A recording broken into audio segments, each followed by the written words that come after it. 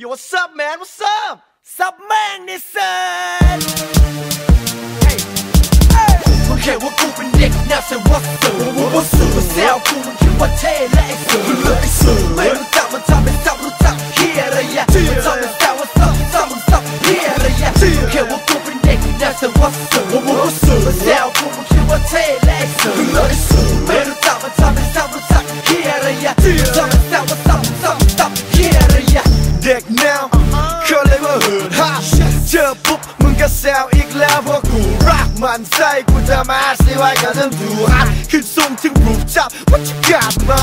หาว่าผมเป็นเด็กเด่นแต่รอดกับกูมีการศึกษามันดีกว่าเด็กบางคนที่ทำสังคมเอื้อมระอามึงก่อนจะคิดที่จะนับกูไม่เก๊กเลยก็กอดที่ the rims with the top with the tims and the rock โทษที่ไม่มีกล้าเองก็ฮับเต็มเต็ม hip hop จะคงโลวิคิดเป็นฮัทที่นี่ลงมาเพื่อเปลี่ยนกฎเกณฑ์มึงแซวกูอย่างเงี้ยมันมึงไปกับเพื่อนกูละกันนะซับโยแมนเดินผ่านพวกมึงก็อุ้มสแลม like damn กูไม่ได้มาโชว์พวกกูแรปไม่ใส่แต่โดไม่ใช่ OG ไม่ได้มาโชว์ gold teeth วันริบมาเช็ดวันทวิตมาสเก็ตมาชันกันมึงเห็นว่ากูเป็นเด็กแนวเซวัสดุมาแซวกูมึงคิดว่าเท่และไอ้สื่อไม่รู้จักมันทำเป็นซับรู้จักเฮียอะไรอะมันทำเป็นแซวว่าซับเฮียอะไรอะมึงเห็นว่ากูเป็นเด็กแนวเซวัสดุมาแซวกูมึงคิดว่าเท่และไอ้สื่อ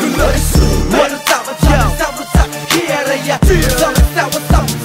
ไอ้เฮียอะไรอะก็ไอ้เสื้อผ้าที่กูใส่มึงซื้อให้กูหรือเปล่าถ้าเกิดไม่ชอบก็ไม่เป็นไรกูใช้ดูว่าเปล่ามึงเห็นกูแนวมาทำมาแซวเราแล้วมากวนตีนกูบ่อยๆไปกับเพื่อน Yo you can't knock me around ใน hip hop style กูแต่งล้อไปโชว์ซ้ำไม่ได้เท่าว่าใหญ่ดูกู so fresh so clean without flex เดี๋ยวเต้น hip hop มึงยังไม่แก่แต่เล็กกูเด็กกวนตีนอย่าแม่มึงไม่ใช่ที่รู้จักไม่ใช่เคยเล่นทีวีตัว113ทำปักแต่อย่าสมัคร UBC เดินพลาดมึงทุกทีต้องแซวกูว่า Yo man นี่เปลือกหลามซอยมึงอย่าจะมารอยแต่จังหวะกูใส่แต่ครอบแทบได้ครอบแพงทั้งชุด9 face เดี๋ยวมาเซ็นเลยไม่13มงกุฎพวกกางเกงมันกินรถกูเลยต้องเดินให้เอียงรถตัวพวกเกลียดมึงนี่ร้อยจริงมึงเห็นว่ากูเป็นเด็กแนวเซวัสดุมา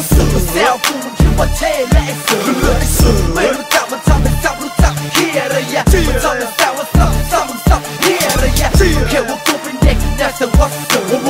าแซวกูมึงคิดว่าเท่และไอ้สื่อไม่รู้จักมันทำเป็นซับรู้จักเฮียอะไรอะมันทำเป็นแซวว่าซับเฮียอะไรอะ Sup, so what you got, huh? Sup, this is hip hop, yeah. Sup,มึง stop blocking, cause sounds very hotting, and we ain't stopping. ยกใส่เกงหลุดตัวแล้วหนักหัวมึงนะเป็นพ่อแม่กูก็ไม่ใช่ไปแว้นที่อื่นไปแว้นกูดูมึงทำอะไรไม่รู้เร่นลำคาญมึงทำกูเช้า